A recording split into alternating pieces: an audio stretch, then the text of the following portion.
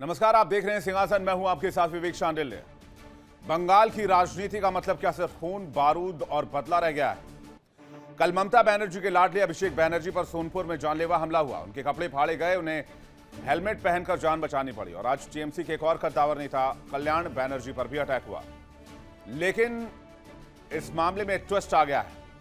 पहले दो तस्वीर आप देखिए। पहली तस्वीर कल शाम की, जब अभिषेक बनर्जी सोनारपुर में पार्टी के मृतक कार्यकर्ताओं के घर पर गए।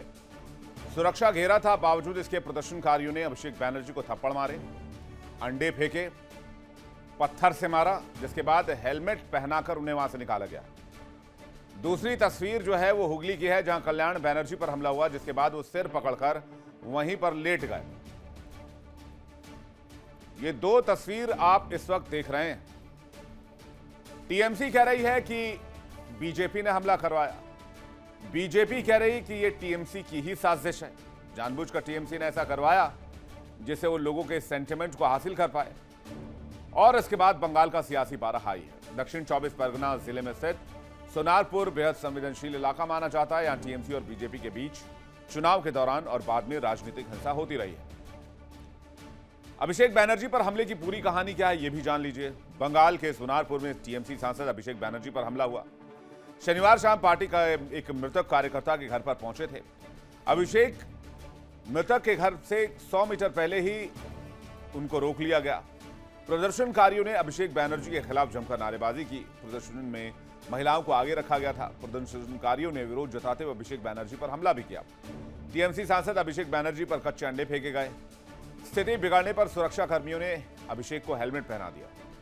हेलमेट पहनने के बाद अभिषेक के मुंह पर एक पत्थर आकर लगा, जो कि हेलमेट से टकराया, जिससे हेलमेट की वजह से उनका चेहरा बच गया। सुरक्षा घेरे के बीच अभिषेक बनर्जी को बाहर निकाला गया। फिलहाल पुलिस ने 5 लोगों को गिरफ्तार कर लिया। अब कल्याण बनर्जी पर हमला कैसे हुआ, ये कहानी क्या है, ये भी सुन लीजिए।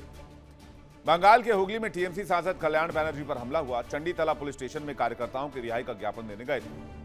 टीएमसी सांसद कल्याण बनर्जी को काले झंडे दिखाए गए। कल्याण बनर्जी ने बीजेपी कार्यकर्ताओं पर हमले का आरोप लगाया।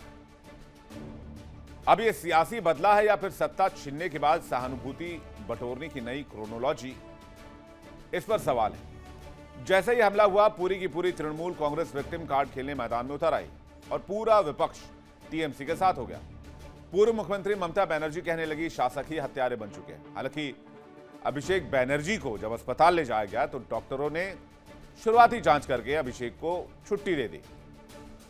एक के बाद एक 2 अस्पताल में ऐसा ही हुआ, जिसके बाद ममता बनर्जी ने आरोप लगाया कि बीजेपी के दबाव में अस्पताल भी अभिषेक बनर्जी का इलाज करने से इनकार कर रहे हैं। और इसके बाद अभिषेक बनर्जी को टीएमसी सुप्रीमो ममता बनर्जी अपने घर लेकर चली गई और वहां पर उनका इलाज करवाने लगी। अब विपक्षी दलों ने सत्ताधारी दलों पर आरोपों का तीर दाग दिया है। अभिषेक बनर्जी, ममता बनर्जी, कल्याण बनर्जी क्या कह रहे हैं, आप खुद सुनिए। শুধু বুকে নয়, বুকের চারিপাশে, চোখের এখানে, সারা শরীরে, কাঁধে থেকে শুরু করে চারিদিকে। এটা ডক্টর রিপোর্ট আমার কাছে আছে, पूरा रिकॉर्डेड है।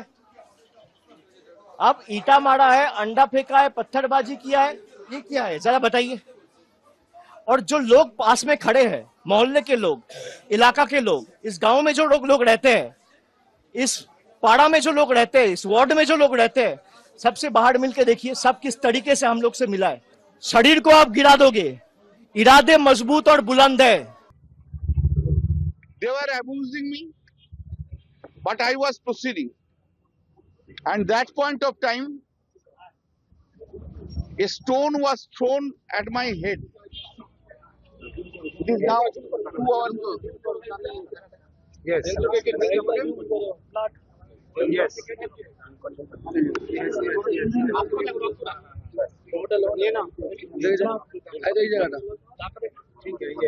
And there was blood also in my kurta and pajama. I had fallen down on the road. TMC ने आरोप लगाया तो बीजेपी ने टीएमसी पर ही आरोपों का बम फोड़ दिया और कहा कि ये सियासी ड्रामा है। टीएमसी ने अपने ऊपर खुद ही हमला करवाया है। তখন কিন্তু এই একই কথা বলেছেন জনরোষ। গতকাল যে ঘটনাটা ঘটলো এটাও কিন্তু জনরোষ। এখন 15 বছর ধরে অভিষেক ব্যানার্জি, মমতা ব্যানার্জি এবং টিএমসি পার্টি যেভাবে বাংলার মানুষকে কোণঠাসা করে অত্যাচার করেছে, একদিকে পুলিশ আর একদিকে জাহাঙ্গীর শেখ শাহজাহানকে নিয়ে, তার জবাব বাংলার মানুষ দিচ্ছে আর দিয়েছে। पिछले 15 साल से जनता ने जो भुगत रही थी, एक एक तो कुल मिलाकर देखा जाए तो पश्चिम बंगाल में इस वक्त सियासत चरम पर है, लेकिन ये वही बंगाल है जहां पूर्व की सरकार, चाहे टीएमसी की सरकार रही हो, चाहे वो लेफ्ट की सरकार रही हो, इन सरकारों पर सत्ता में रहते हुए उपद्रवियों को खुला संरक्षण देने का आरोप लगा। लेफ्ट के समय टीएमसी कार्यकर्ता मारे गए, टीएमसी के कार्यकाल में बीजेपी कार्यकर्ताओं की लाशें गिरी, इसे राजनीतिक प्रतिद्वंद्विता कहा जाता था, लेकिन राजनीति में हिंसा के लिए कोई जगह नहीं होनी चाहिए। आज सत्ता बदली है तो फिर से तमाशा और ड्रामा देख रहे हैं। एक बात मैं साफ कर देना चाहता हूं कि हम यहां किसी भी तरह की हिंसा को सही नहीं ठहरा। राजनीति में तो हिंसा के लिए कोई जगह नहीं होनी चाहिए, लेकिन बंगाल का इतिहास, खास करके राजनीतिक इतिहास, हमेशा से रक्त रंजित रहा है। बंगाल की राजनीति का रक्त चरित्र दुनिया ने देखा है। पहले लेफ्ट का, फिर टीएमसी सिंडिकेट का, और अब सत्ता परिवर्तन के बाद बंगाल की स्थिति देख लीजिए। बंगाल के इतिहास के पन्ने पलटकर अगर आप देखेंगे तो आपको पता चलेगा कि किस तरह से राजनीतिक हत्याएं हुई। ममता सरकार का आगमन हुआ 2011 में। चुनावी संघर्ष में 17 से 25 लोगों की मौत हो गई। 2012-13 पंचायत चुनाव में एनसीआरबी का डेटा बताता है कि 22 राजनीतिक हत्याएं हुई। 2013 के पंचायत चुनाव के दौरान 20 से 30 लोगों की जान गई। 2014 से 17 में स्थानीय टकराव के दौरान एमएचए की रिपोर्ट बताती है कि 2016 में 36 और 2017 में 25 लोगों की हत्या की गई, जो कि राजनीतिक कारणों से हुई थी। 2018 में पंचायत चुनाव में भी हिंसा देखने को मिली। एमएचए के आंकड़ों के मुताबिक राजनीतिक हिंसा में 96 लोगों की मौत हुई। 2019 लोकसभा चुनाव में 12 से 15 लोगों की राजनीतिक मौत दर्ज की गई। 2021 के विधानसभा चुनाव में एनएचआरसी की रिपोर्ट बताती है चुनाव के बाद 17 से 29 लोगों की हत्या कर दी गई। 2022 में बीरभूम हिंसा, बोगतुई गांव में उपद्रवियों ने घरों में आग लगा दी, महिलाओं और बच्चों समेत कई लोगों को मार दिया। 2023 में पंचायत चुनाव में अलग अलग झड़पों में 40 से 60 लोगों की मौत हो गई। 2024 में लोकसभा चुनाव मतदान के बाद संदेशखाली में बवाल हुआ। कई क्षेत्रों में राजनीतिक कार्यकर्ताओं पर भी हमले हुए। 2026 में विधानसभा चुनाव में शुभेंदु अधिकारी के पीए चंद्रनाथ रथ की हत्या कर दी गई और पूरे चुनाव में 4 से 5 लोगों के मार जाने की खबर आई। अभिषेक बनर्जी के बाद कल्याण बनर्जी पर भी हमला। यह बात साबित करता है कि बंगाल के हिंसा का जो जिन पूर्व की सरकारों ने या पूर्व की रिजीम ने निकाला था, वो अब उन्हीं के खिलाफ खड़ा होता दिख रहा है। और सबसे बड़ा सवाल कि जिन लोगों ने अभिषेक बनर्जी पर हमला किया, उनके कनेक्शन टीएमसी के पूर्व विधायक से निकलकर सामने आ रहे हैं। तो यहां दो सवाल हैं कि क्या इन नेताओं पर हमला बंगाल की हिंसक राजनीति का एक अगला भाग देख रहे हैं, या फिर टीएमसी ने खुद अपने ऊपर हमला करवाया?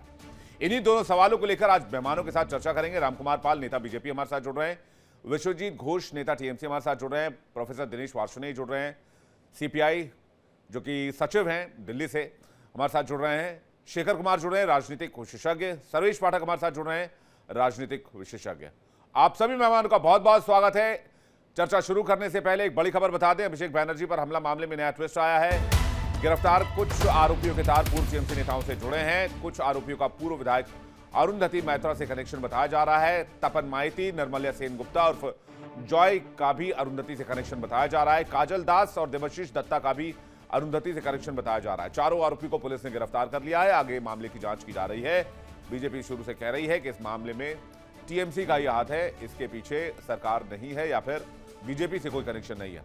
रामकुमार पाल जी, पहला रिएक्शन आपसे। तस्वीर मैंने आपके सामने रख दी, सवाल कई हैं।